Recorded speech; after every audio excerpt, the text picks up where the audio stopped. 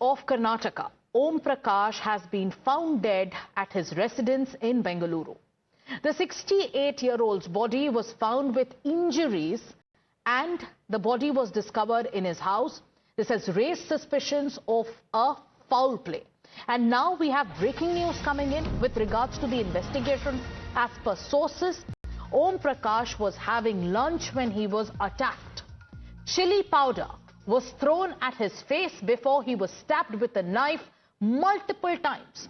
When the police reached the crime scene, Om Prakash was lying in a pool of blood.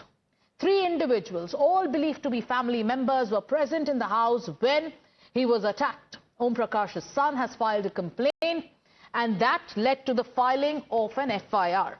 Neha's joining us live. Sensational details are unfolding with regards to this case. First, there was mystery shrouding the murder, but now the probe is hinting at new aspects. Neha, tell us about those who've been detained, the line of questioning, and the aspects of the investigation so far.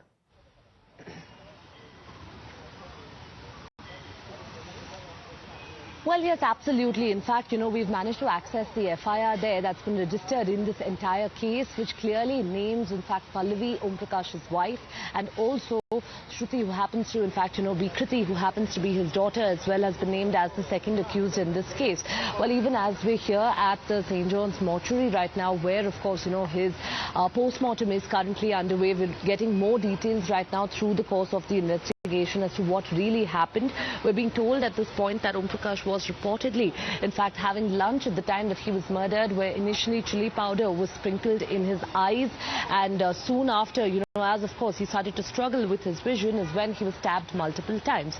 In the FIR also now, of course, remember, there has been a mention there now of a broken bottle and a weapon as well that was found. What, of course, the police currently is suspecting is possibly that, were the wife and daughter behind this. That's something that the son has now alleged in the complaint as well, in the FIR that's been registered. He says that both of them were suffering from depression, that they used to frequently, in fact, of course, threaten him as well, and that the wife, Pallavi, had all through last week threatened to murder him, and as a result, he'd even moved to his relative's house, to his sister's house. He was brought back to his house, and that's when all of this has unfolded. Neha, the FIR, is based on the son's complaint. The mother has been named also. Tell us more details about what has the son said in the FIR? What are the allegations? Because we've also been reporting about, a mental health angle which has made its way to the investigation.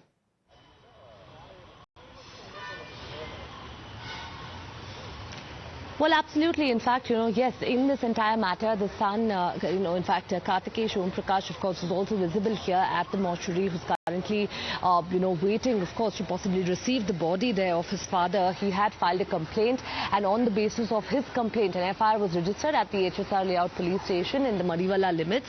What the FIR, of course, essentially says is that his wife and daughter both were suffering from depression, that, in fact, his wife had even given him death threats over the past week or so.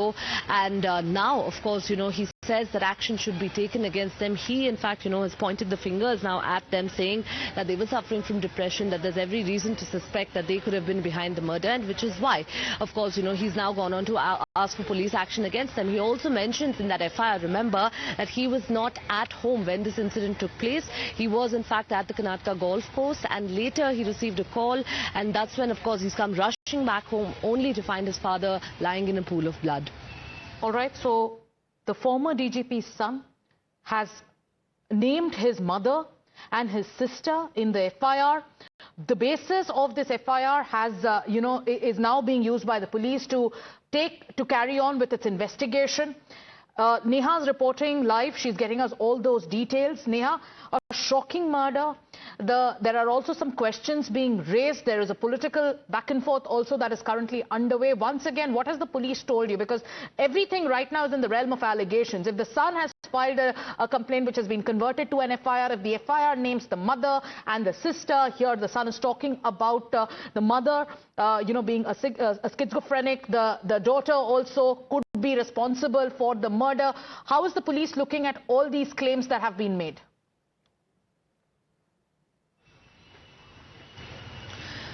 Well, yes, Sagar, as you rightly, of course, mentioned, all of these are allegations right now. And on the basis of these allegations, of course, you have the Bengaluru police, the DCP as well, who's present here at the spot right now, who are carrying out their investigation. Well, basis these allegations that have come forth in the F.I.R, of course, they have started their investigation. Remember, they've taken both the wife and the daughter of Prakash into their custody for questioning. Basis all of whatever has been mentioned, of course, now furthermore, they would possibly be tracing back that turn of events.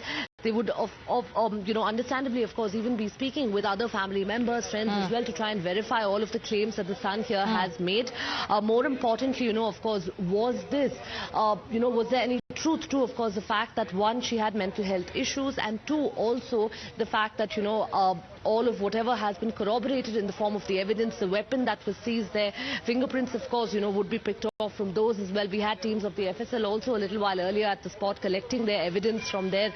All of this would have to be corroborated with the evidence that they found on ground, and only then would the police be able to conclusively, of course, conclude what went wrong. But yes, for now, of course, we've got two names coming out of that FIR, the name of the wife and the daughter, both, of course, who happen to be in the police custody for questioning right now. They've been detained. Their arrests, of course, formally, haven't been shown right now. But what we also know at this point is that the police hasn't detained anybody else for questioning at this point. So for now, the wife has been detained, the daughter has been detained on the basis of the complaint filed by the former DGP's son. Here, the DGP's son in his complaint has mentioned that he suspects that his mother could be behind it. She was going through mental health issues. He says in his complaint that she was dealing with schizophrenia for the last 15 years, and she was, in fact, paranoid about, being threatened or facing death threats. He's also said in his complaint that he wasn't at home. The murder weapon has been found by the cops, and that has become a part of the investigation. Do stay with us, Neha, as you break down more details. Let's also bring you the political reactions that are coming in. The Karnataka Home Minister has also issued a statement. The BJP also is raising some questions. Here are those reactions. Former Director General of Police, Shri Jai Prakash, Om Prakash, has been murdered.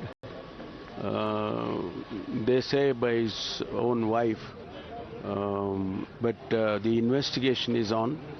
Until and unless we get the report, the investigation report, we cannot conclude anything. And once the report comes to us, then we will know. Any arrest? No. That wife has been secured. They're questioning her. But beyond that, nothing is known. In the second tenure of Siddaramaia's government in Karnataka, law and order is in total collapse. We have listed with examples in the past. Whether it is the safety of women being raped and murdered, dacoities taking place in the daylight, whether it is bank robbery or the house thefts, law and order getting broken every day. Additionally, today we saw a murder of a retired DG and IGP, a senior police officer getting murdered in his own house. What kind of a statement is Karnataka government trying to make? That Karnataka government has become again a Talibani government? Let's also shift our focus to the other top story that we are tracking this morning. It appears that the statement